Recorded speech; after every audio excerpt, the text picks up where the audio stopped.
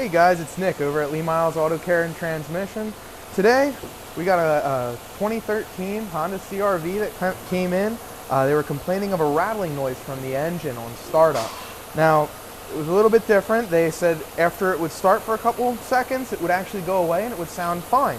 So got it in, started diagnosing to figure out what exactly was going on, and what we actually found was the timing chain was actually, the tensioner was losing pressure.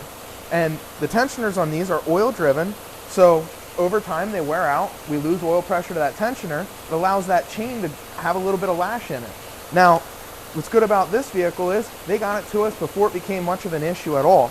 We were actually able to get this taken care of for them, get new timing chains, tensioners, and guides on here, get everything taken care of for them before it caused anything detrimental to happen to the engine itself. So right now there is a bulletin actually on the one cam sprocket here that gives you an updated sprocket with different oil passages on it, so that it helps prevent what this customer was experiencing. So we're going to get the new timing chain on here, get the new tensioners and guides, and this customer will be good to go and no more noise on startup.